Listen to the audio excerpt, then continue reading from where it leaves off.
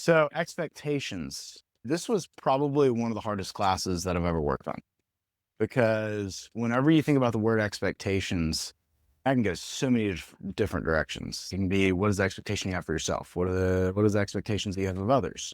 What do people expect of you? All right. There's behavioral expectations. There's expectations whenever it comes to your work environment. There's expectations whenever it comes to your relationship. Whether we like it or not, a lot of our life is dictated on what we expect out of life. I need to do what? How many times have you said that? Whether it be your girlfriend is talking to you and she's, hey, listen, aren't you going to do that today? And you're like, wait, what? Or you're at work and your boss is, yeah, the thingy.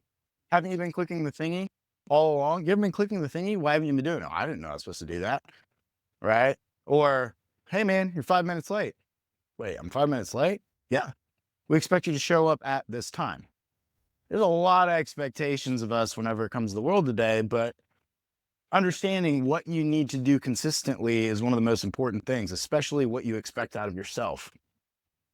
So whenever it comes to a team mindset, the first thing we talked about last time was transparency, right? You got to be transparent.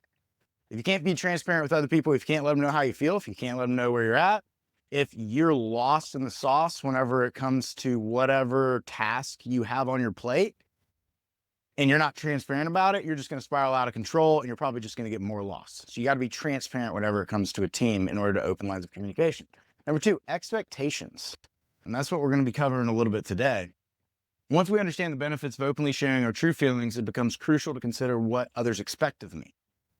All right. You got to understand that in society and relationships, what is expected.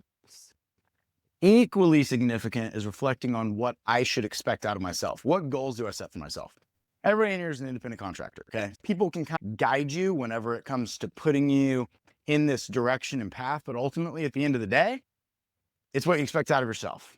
When I made $400,000 in 1 year, the main reason that happened was because I set expectations of myself that other people did not set of myself.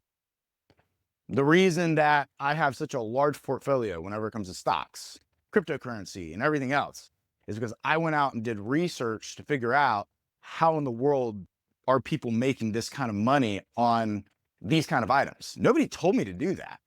Nobody set that expectation. Ultimately, I had to set the expectation for myself and say, hey, listen, here's where I want to go over the next 10, 20, 30 years of my life. What am I going to expect out of myself in order to actually accomplish that? Because the higher you climb, okay, especially if you're an independent contractor, if you want to be a business owner, if you want to be a sales guy, you want to be motivated by something, the higher you climb, the less amount of people that are going to actually tell you what they expect out of you. So I'm going to throw a video in real quick about it's an experiment that I thought was fascinating whenever it came to expectations in relation to behavioral expectations.